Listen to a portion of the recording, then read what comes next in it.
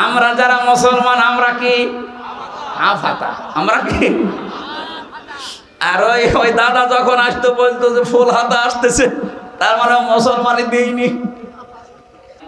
আপনি লজ্জা স্থানের আগা যদি কেটে না দেন, অনেক সার অনেক ময়লা ওর ভেতরে জমা থাকে। এই যে হিন্দু যারা, আমি জেলখানায় যাওয়ার পরে এটা আমার যিনি জেলার ছিল ও দেবদুলাল, ও আসলেই মানুষ বলতো ফুল হাতা আসতেছে। ফুল হাতা বোঝেন?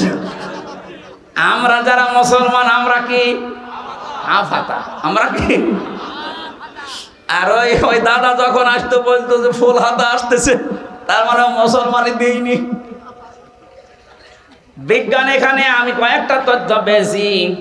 এই জন্য অনেক হিন্দু শিক্ষিত যারা, এরা যেহেতু ধর্মীয় রীতিতে নেই, এই জন্য ভয়ে করে না, কিন্তু গোপনে অনেকে ডাক্তারের কাছে গিয়ে আগা কেটে নেয়। আপনি দেখবেন গোপনে গোপনে, আমি বহু পেয়েছি। জিজ্ঞাসা করলে বলে বাদ দে, নয় আগের ওই মানধাত আমলের চিন্তা ভাবনা, ও ছাতা করিয়েই তো আমার জিনিসপত্র নষ্ট হয়ে যাচ্ছে। শেষে দেখা যায় গোপনে চুরি করে ডাক্তার দিয়ে বলে ভাই আমার কেটে দিন। আরো বাকি 3টা বিষয় আছে, এগুলো এই প্লেসে বলা ঠিক না, ওগুলো আলাদা প্লেস আছে। আরে বলা যাবে না পরে। হযরতে ইব্রাহিম নবীর জীবনে 50টা পরীক্ষা আল্লাহ নিয়েছিলেন। কোরআন শরীফে এখন যদি ওই 50টা পরীক্ষার কথা আয়াত দিয়ে দিয়ে বলা হয়, কমপক্ষে 1 মিনিট করে হলো 50 মিনিট লাগবে। এটা একটা আলাদা সাবজেক্ট আছে ইব্রাহিম নবীর জীবনের 50টা পরীক্ষা। এই যে ডোমন পুকুর কামিল মাদ্রাসা আছে না এখানে, ওরা ওই সাবজেক্ট আমাকে দিয়েছে, বলেছে আপনি নবীর জীবনে 50টা পরীক্ষা ইব্রাহিম নবী, ওইটা বলবেন। ওই জায়গায় কত করে এখান থেকে 4-5 কিলো, ওখানে আসবো ইনশাল্লাহ, ওই জায়গায় দেখবো। ওনার সর্বশেষ পরীক্ষা এইটা ছিল। সর্বশেষ পরীক্ষার ভেতরে আমি পেয়েছি তিনি এই যে খাতনা করেছিলেন, আমরা যারা তার সন্তান দাবি করি তাদের এই সুন্নাত এখান থেকে শুরু কিয়ামত পর্যন্ত আমরা যারা, তারা সব এই খাতনা করব হযরত ইব্রাহিম আলাইহিস সালামের সুন্নাত অনুযায়ী। আল্লাহ রাব্বুল আলামিন বলেন ইব্রাহিম এবং ইয়াকুব এই দুইজন নবীর পরের আয়াত আছে, এটা 32 নম্বর আয়াত। ওয়া ওয়াসা বিহা ইব্রাহিম বানিহি ওয়া ইয়াকুব ইয়া বানিয়া ইন্নাল্লাহা আসতাফা লাকুমুদ্দিন ফালা তামুতুন্না ইল্লা ওয়া আনতুম মুসলিমুন। বলেন আল্লাহু আকবার। এখানে আমরা যারা বাবা আছি তাদের এবার শিক্ষা। হযরত ইব্রাহিম এবং ইয়াকুব এই দুইজন নবী বাবা ছিলেন। কি ছিলেন বলেন? তিনি তার মরণের আগে, ইন্তেকালের আগে সন্তানদেরকে ডাক দিয়ে বলেছেন, হে আমার আদরের সন্তান, ইয়া বোনাইয়া, বোনাই মানে দোলা ভাই না, বোনাইয়া মানে আদরের সন্তান, হে আমার আদরের কলিজার টুকরা সন্তান, ইন্নাল্লাহা আসতাফা লাকুমুদ্দিন, অবশ্যই আল্লাহ তোমাদের জন্য নির্বাচিত করেছেন, মনোনীত করেছেন, পছন্দ করেছেন তোমাদের জন্য দ্বীনকে। কাকে? শব্দগুলো ভালো করে খেয়াল করবেন। ইন্নাল্লাহা আসতাফা লাকুমুদ্দিন, তোমাদের জন্য অবশ্যই আল্লাহ দ্বীনকে মনোনীত করেছেন। এখন দ্বীন কি? এই দিনের পরে যে আসবে, রাতের পরে আরেকটা দিন, ওই দিন বলেন না। দিনের আমি পুরা কোরআন শরীফে অর্থ পেয়েছি, দিনের অর্থ 10টা। এটা আমি তাফসীর থেকে নোট করে এনেছি। কেউ যদি দিন বলতে কিয়ামতের ময়দানে, এই যে মরণের পরে তো 2 নাম্বার প্রশ্ন হবে, এইটা মা দিনুকা, তোর দিন কি, বলবে না? বলেন 10টা বিষয় যদি আপনি বলতে পারেন যে হ্যাঁ আমি মানি, তাহলে আপনি কবরে এই প্রশ্নের জবাবে বলতে পারবেন দীনুল ইসলাম। এর প্রথম অর্থ দিন মানে বিচার দিন। এটা সূরা ফাতিহার 3 নাম্বার আয়াতে প্রতিদিন আমাদের মুখ দিয়ে আল্লাহ বের করে নেয়, মালিকি মালিকি, জবান খুলে কোরআনের আয়াত পড়েন, মালিকি ইয়াউমিদ্দিন। আমি এই আলোচনাটার সাবজেক্ট যেহেতু আজকে না, আমি শুধু থিওরিগুলো বলে দিচ্ছি। 2 নাম্বার দিন মানে আনুগত্য, 3 নম্বরে দিন মানে জীবন ব্যবস্থা, 4 নম্বরে দিন মানে রাষ্ট্রীয় আইন, 5 নম্বরে দিন মানে ইবাদত, 6 নম্বরে দিন মানে মুখ ফেরানো, 7 নম্বরে দিন মানে স্থায়ী শান্তি, 8 নম্বরে দিন মানে শান্তির বাণী, 9 নম্বর দিন মানে বিপ্লব, 10 নম্বরে দিন মানে স্থায়ী ব্যবস্থা। এই 10টা বিষয় আল্লাহ ছোট্ট শব্দের ভেতরে, শুধু ফেরেশতারা বলবে মা দিনুকা, আপনি বলে দেবেন দিনুন আল ইসলাম, অত সহজ না। এই 10টা দুনিয়ায় মানা লাগবে। কয়টা বলেন? প্রতিটি নবী, বিশেষ করে এই 2 জন নবীর নাম আমি আয়াতে পেলাম, ইব্রাহিম এবং ইয়াকুব।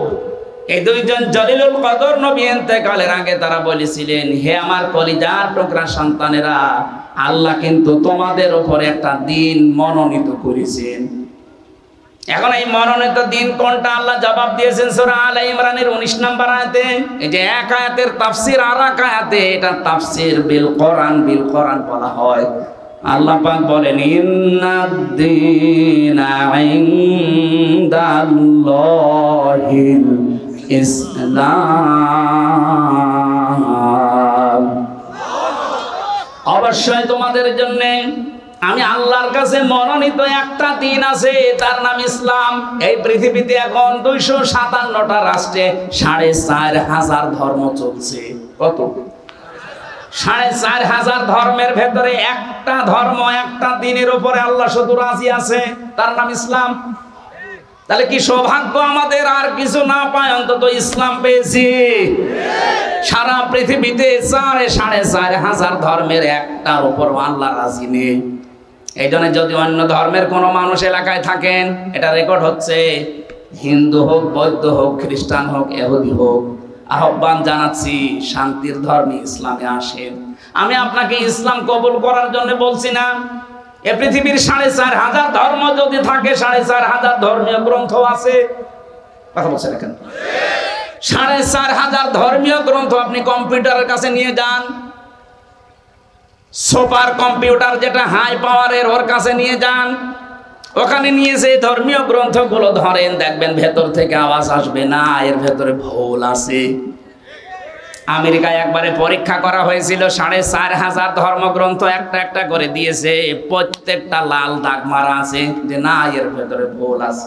শুধু কোরআন শরীফের ভেতরে বলেছে কোনো ভুলের ভেতরে নেই, সন্দেহের লেশ পর্যন্ত নেই।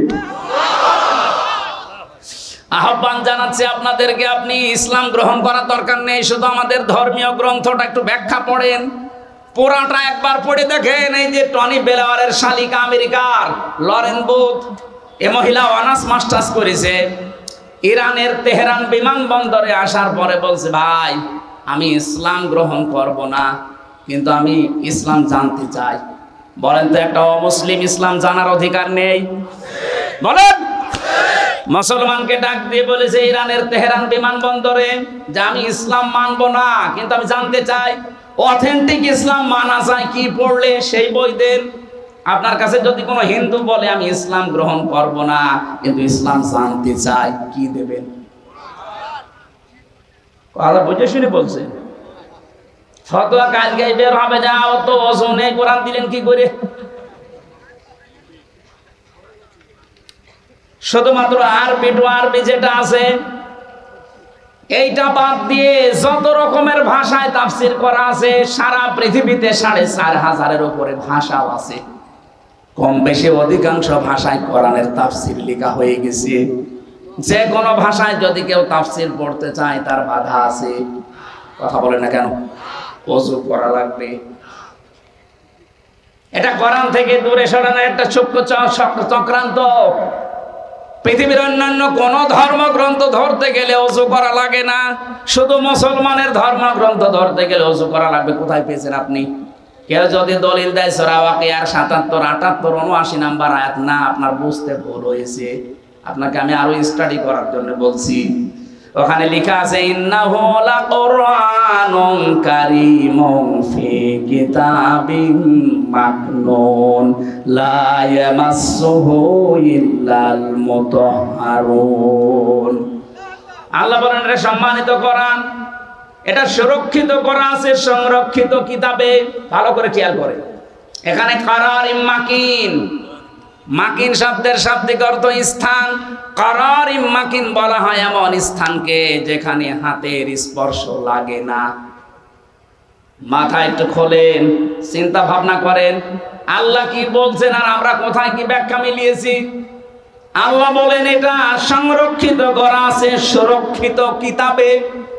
এখানে মাকিন শব্দের শাব্দিক অর্থ হচ্ছে কারারিম মাকিন, মানে এমন জায়গা যেখানে মানুষের হাতের স্পর্শ লাগে না। আর আমরা জানি দুইটা জায়গা আছে হাতের স্পর্শ ছাড়া। একটা মায়ের যেখানে সন্তান থাকে ওই রেহেম বলা হয়, আর একটা লৌহে মাহফুজ।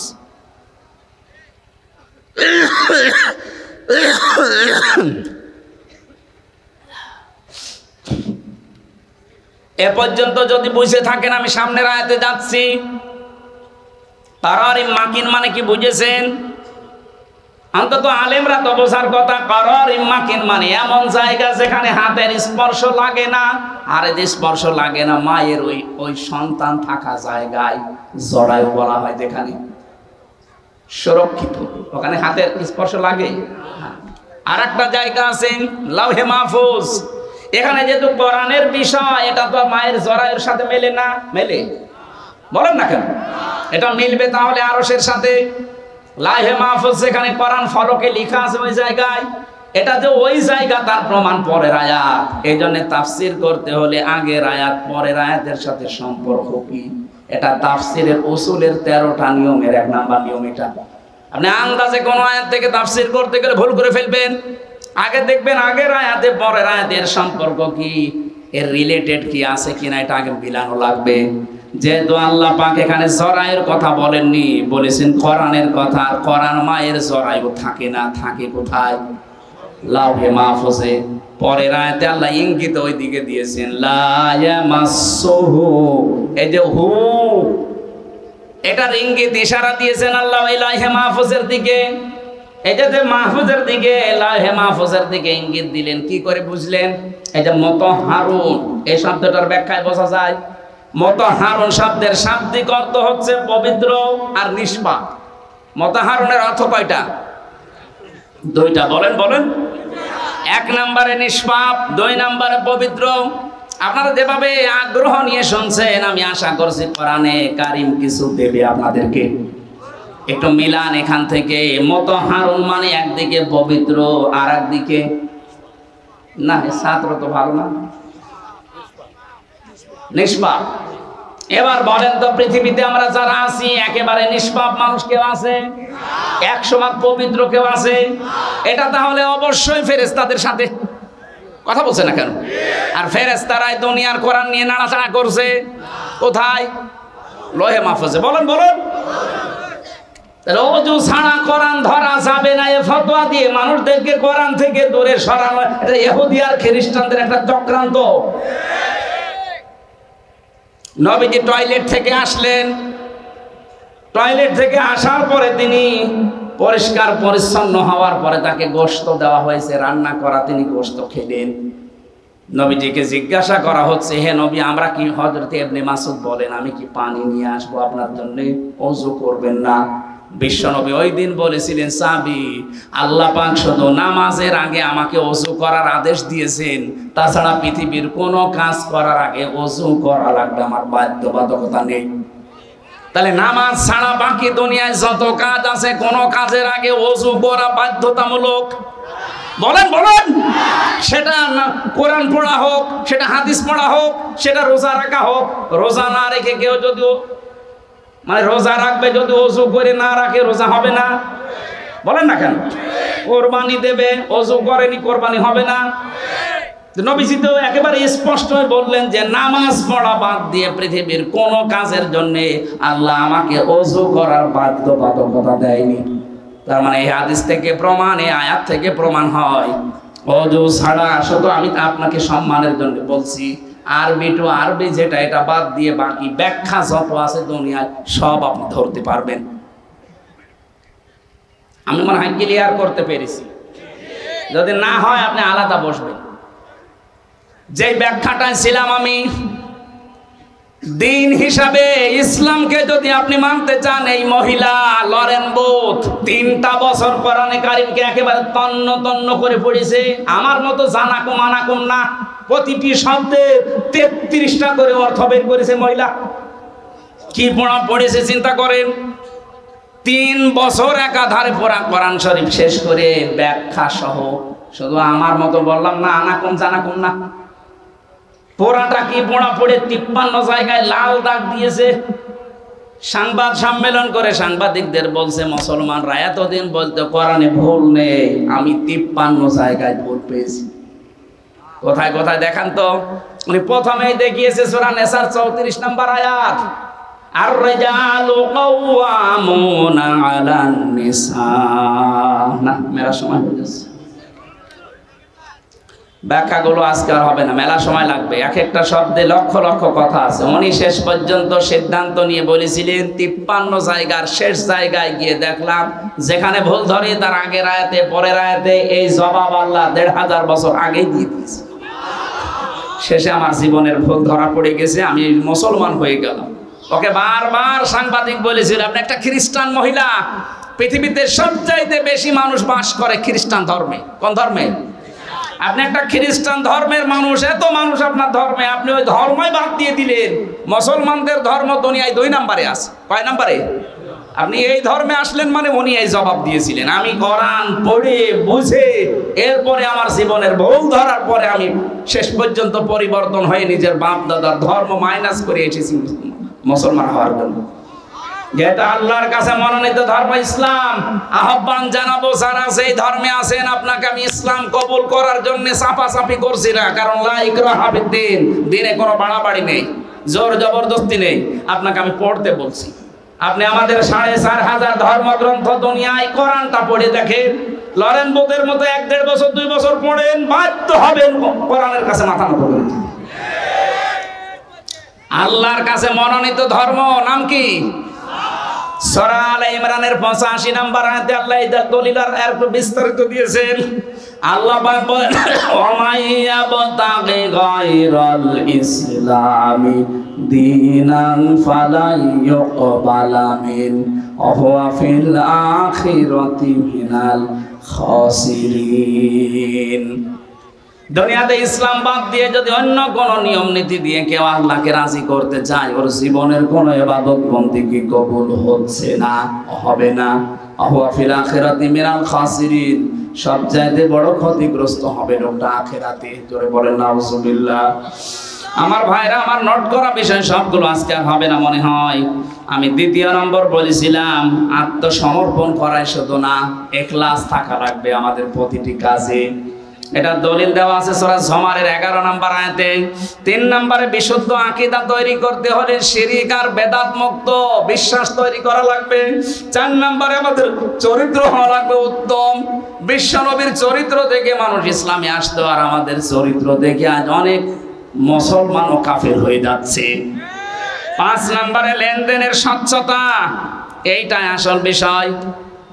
কত মানুষ দেখতে মনে হয় আকাশ থেকে পালিয়ে এসেছে, অথচ টাকা ধার নিলে এক কথা বলছে না, দোকানে বাকি খেয়েছে, যদি দেখে দোকানে বাকি, ও দোকানের সামনে দিয়ে আর যায় না, অন্য রাস্তা দিয়ে ঘুরে যায়। এটা যে একটা ইবাদত মনেই করে না। লেনদেনের স্বচ্ছতা থাকা লাগবে। আপনি ধার নিয়েছেন টাকা, বললেন 15 দিন পরে দিয়ে দেব, 15 মাস হয়ে যাচ্ছে, খবর নেই, আপনার নামাজ রোজা সব মাঠে মারা যাবে। এই জন্য 5টা বিষয় যখন দেখবেন, হ্যাঁ দুনিয়ায় আমি মানতে পারলাম, তাহলে বুঝবেন আপনি উদখুলু ফিস সিলমি কাফা, পরিপূর্ণ আপনি ইসলামে প্রবেশ করেছেন। এটা আলামত বললাম। 2 নম্বর হলো তাত্তাবিউ খুতুওয়াতিশ শাইতান, শয়তানের অনুসরণ করা যাবে না তাদের পদাঙ্ক। শয়তানের অনুসরণ আছে 7টা। কয়টা? ইন্নাহু লাকুম আদুউম মুবিন, অবশ্যই সে তোমাদের প্রকাশ্য শত্রু। এবার শয়তান অনুসরণ করা, খুতুওয়াতিশ শয়তান কাকে বলে? পৃথিবীতে আমরা মনে করি শয়তান মানে ওই আসল যে শয়তান না, মানুষের ভেতরেও শয়তান আছে, তাদের অনুসরণ করা যাবে না।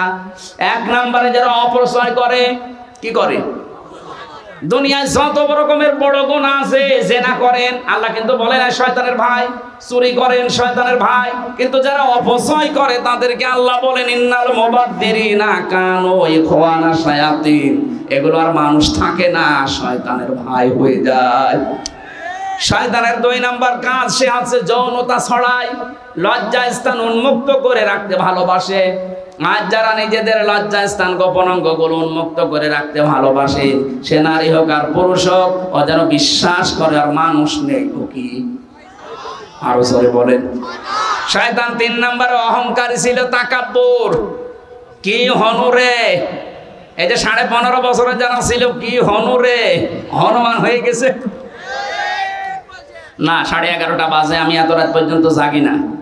10টায় মাহফিল শেষ করবেন, আগামী থেকে আসলে কথা বলবেন ইনশাআল্লাহ। আজকের মতো আমি বিদায় নিলাম। আমার জেলখানায় লিখিত যে বইগুলো আছে নিয়ে যাবেন।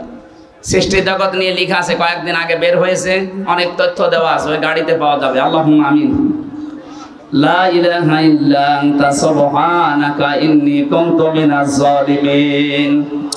রব্বুল আলামিন বগুড়া জেলার নন্দীগ্রাম দলা সিংড়া ঈদগাহ ময়দানের দিকে তুমি তাকাও।